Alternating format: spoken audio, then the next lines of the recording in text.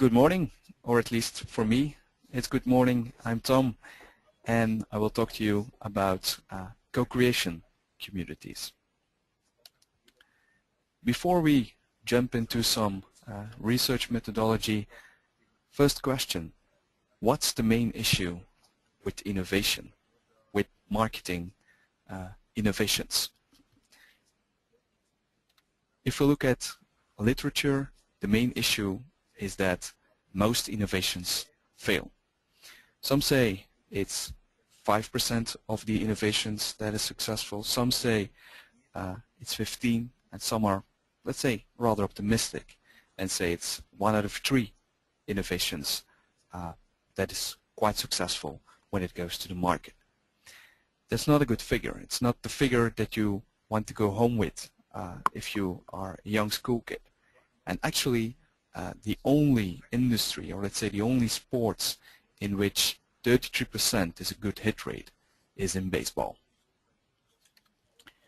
So why is that the case? Why do most innovations fail?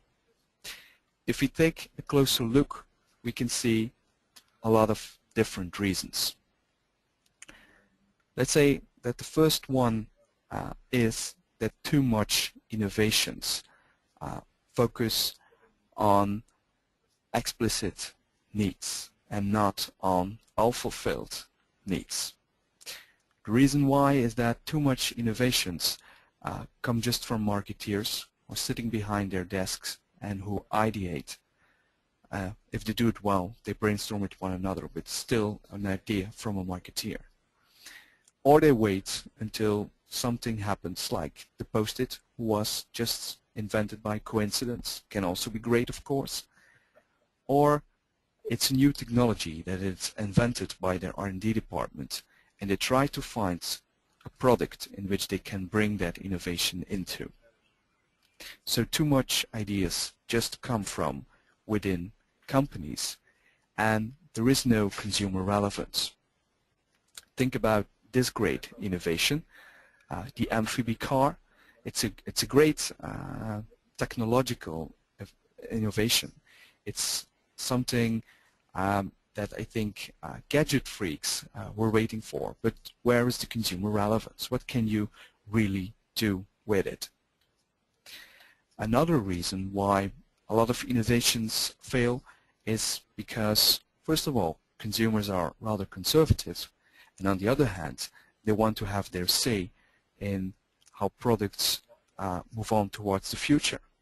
If we take a look at what recently happened in the United States with Heinz ketchup, we see that they wanted to move into a more healthy edition, more healthy version of their classical tomato ketchup by bringing in less salt and less sugar.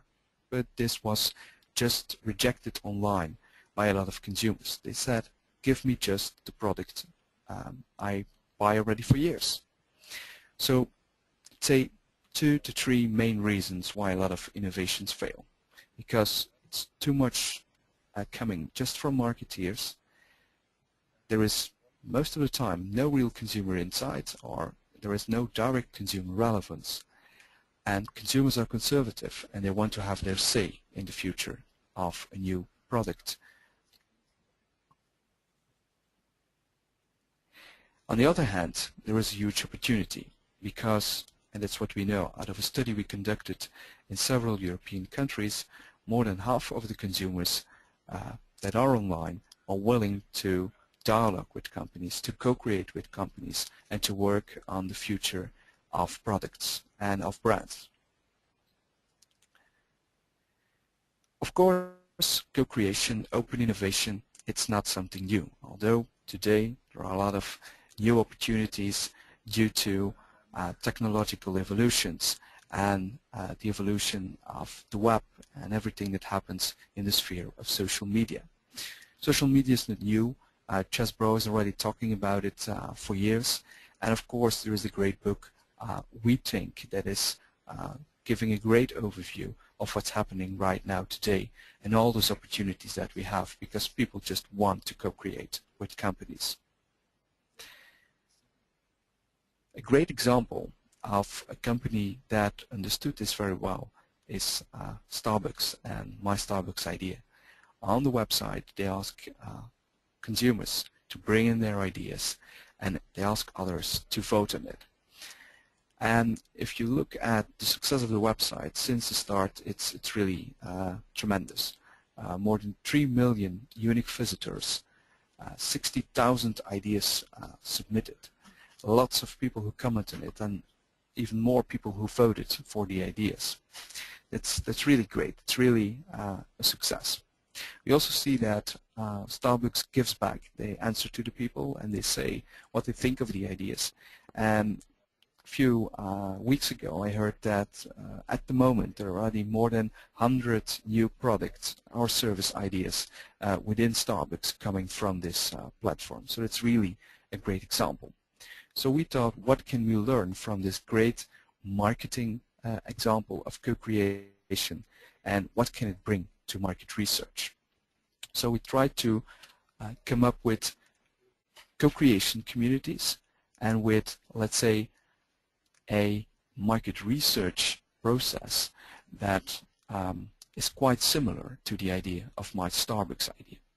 Quite similar in the sense that it's also an online platform that is moderated and where feedback to the participants is given, because that's what keeps them going. But there are also a few differences. My Starbucks Idea, as it is a marketing platform, is an open platform. I think for a nicely research process, you need a closed platform, because a lot of companies care about confidentiality and things like that. It's limited in time. It's not always on. It's a 3 weeks process, so it fits perfectly well within an innovation funnel. It has a limited number of participants, so you can really moderate and you can go into detail with the participants. It's only with 50 participants. We don't co-create with everyone, like My Starbucks Idea.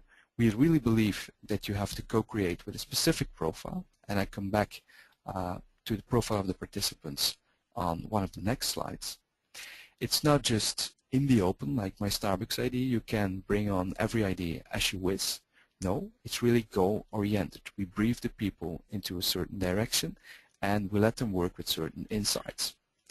And it's very conversation-based. So due to having conversations with people, we try to come to better ideas, or to make the ideas that people give even better. So those co-creation communities. Let's go into depth on certain elements of it. First of all, the profile of the people that we work with. As I said, we don't want to co-create with everyone. We want to co-create with people who are early in the adoption funnel. So if I come back to that into 2 axes, we have a first axis that goes from high to low in terms of involvement in the category, and we will always work with people who are highly involved into a certain product category. And a second axis that we use is the axis of social independence versus interpersonal influence.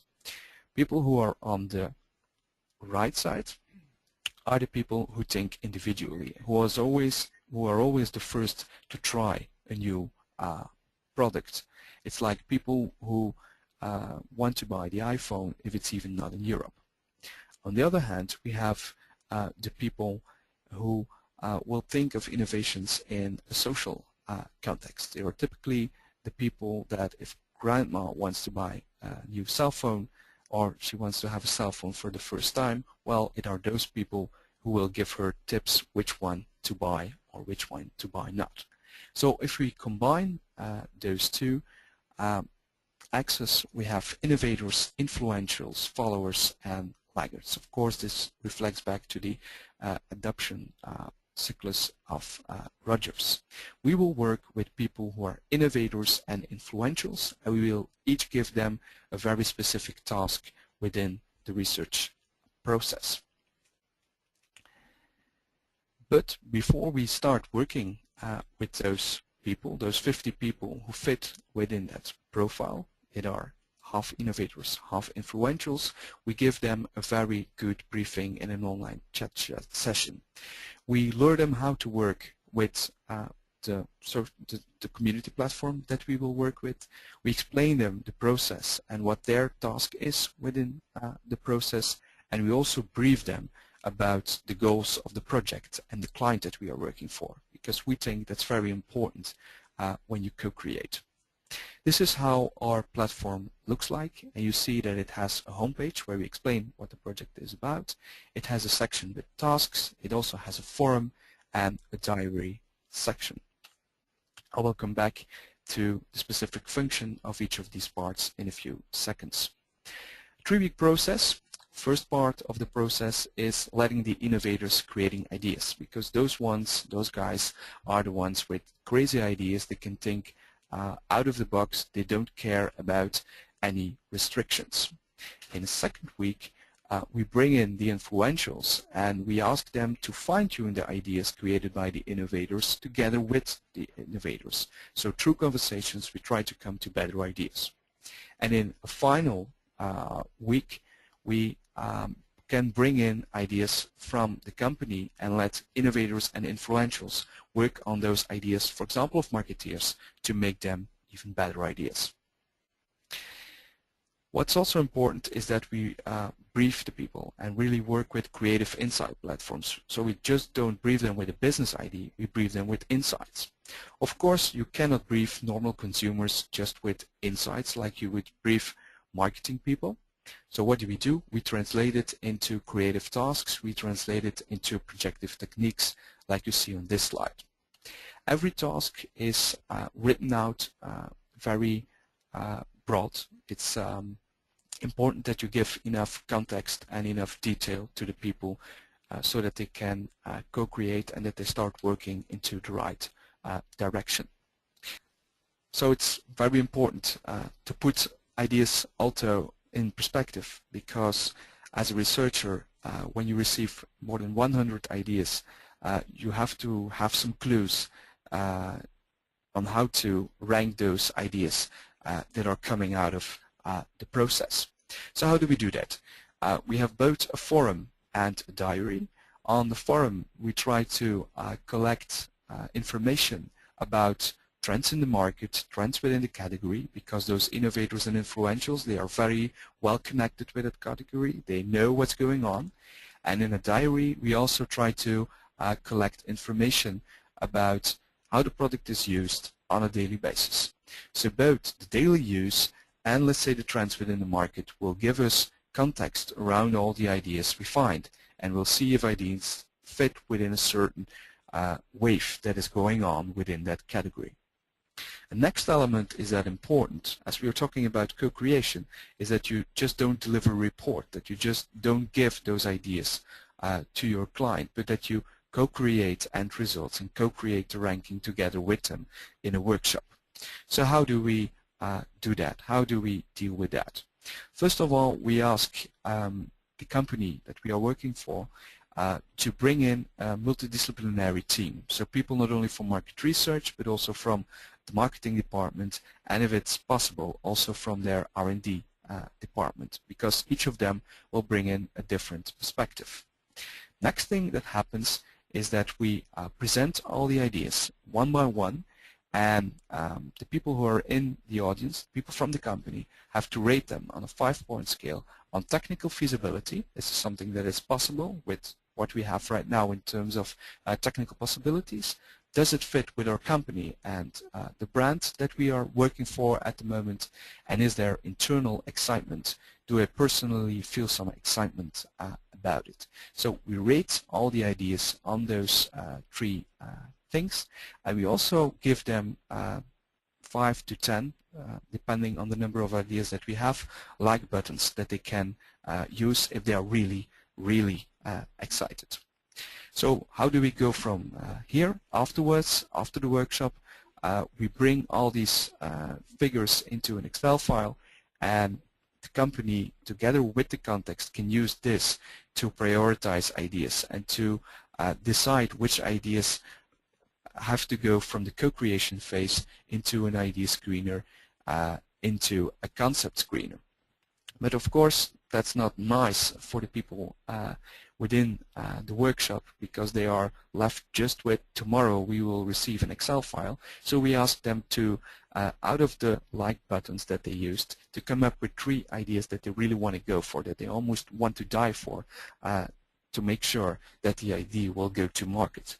And the nice thing is that you see that if those people bring on those, let's say, loft ideas, that you immediately see a trend of 3 to 4 to 5 ideas that everybody really likes. And you already know that are the ideas that we need in our concept screener, that we need to be careful with, and that would be great to bring them really to the market. So what brings such a co-creation methodology really? Well, we tested it together with Heinz, one of the clients we used this methodology for. We generated more than 100 unique ideas through the methodology, and we also compared the ideas coming from the co-creation process with ideas coming from focus groups and ideas coming from the employees, so the marketeers internally. We kept track of the ideas into an idea screener, and later on also in the concept screener, to see how they score when a representative population have to give their opinion about it. And what we wanted to know is, do ideas coming from consumers, do they score better on certain KPIs? And indeed, we saw different things. We saw, first of all, that additional ideas come from this co-creation method, so different ideas than the ones coming from traditional focus groups and coming from marketeers. So it's, let's say that it's a complementary methodology. We also saw, when we took a look at the KPIs, at the results of the idea screener and the concept screener, that the ideas of the influentials and the innovators, so that went to this co-creation process, were seen as more relevant by the mainstream consumer. So by using consumers in the process of creating, of co-creating, we immediately generate more relevant ideas. So we can say that the ideas that come out of this methodology, let's say, are better in that way than the ones via other methodologies. So this was my presentation on co-creation, and I'm looking forward to the questions.